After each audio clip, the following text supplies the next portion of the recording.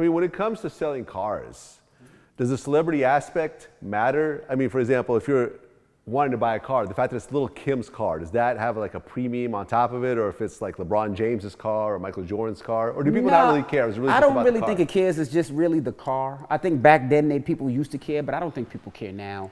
I wanted to buy a lot of celebrities' cars because I wanted to use them for the car show. Like Nas has a Benz, a 190E out in Long Island that I wanted to buy that he used recently.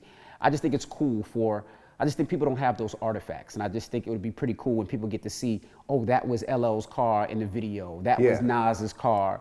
Slick Rick has a Rolls Royce that I've been trying to buy because I just want it, fix it up and be like, that's Slick Rick's car. So when I do these car shows, people can see that aspect of it. I don't want the BMW that got shot up 6 times from Tupac. I don't want that car, but I do want the car that people are known for. Like, that's probably why 50 Cent I never sell that Versace Lambo, because that's synonymous with him. But some of those cars I would definitely love to keep.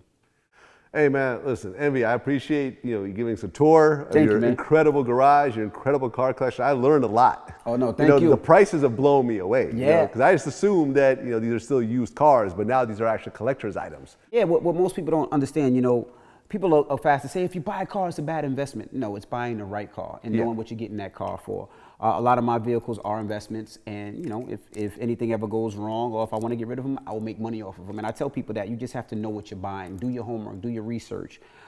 Sometimes you have to understand that if I buy a Rolls Royce Cullinan, it's not going to be worth the money later on because that's not a car, they're mass made. But a car like a Ford GT, same price as a Cullinan new, but that Ford GT is now worth 1.3, 1.4, and that Cullinan is probably $100,000. There we go. Envy, man, I appreciate everything. Thank you, guys, and hopefully I'll see you next time, and I'll bring my other cars here, and we can go over 6 other cars that we have.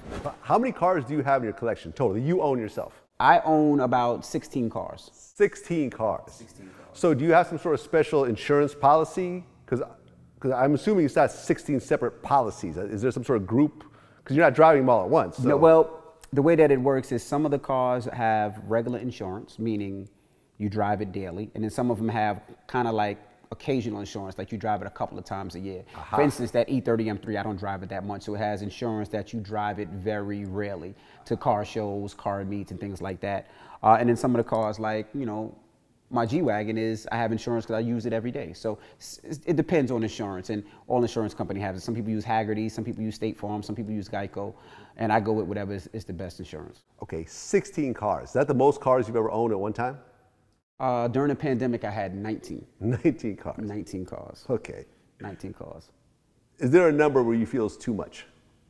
16 is too much. 16 is too much. You know what? And the reason that it's too much is you have all these cars, and the majority of them are older. It's just fixing them up and getting them going. Because people will tell you when you have these cars, you have to drive them. So like my '69 Camaro was beat up because I didn't drive it.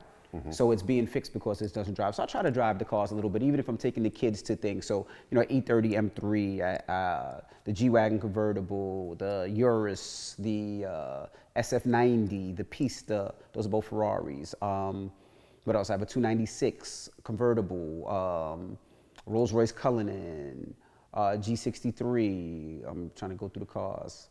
What else I have? E30 M3 I said already. What else do I have? Jesus.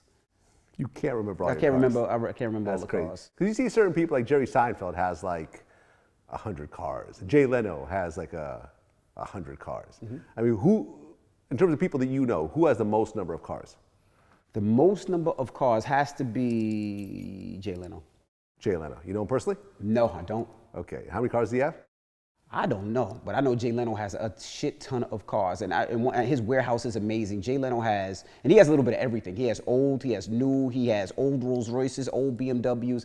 He has a collection beyond collection, and I love his collection.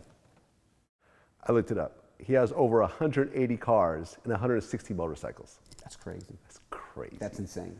340 vehicles. 340 vehicles. Could you imagine what he pays monthly in insurance? He's got that money though. He does. He's good. I think he's straight. I think he's okay. That's what it is. Peace. Peace, yeah.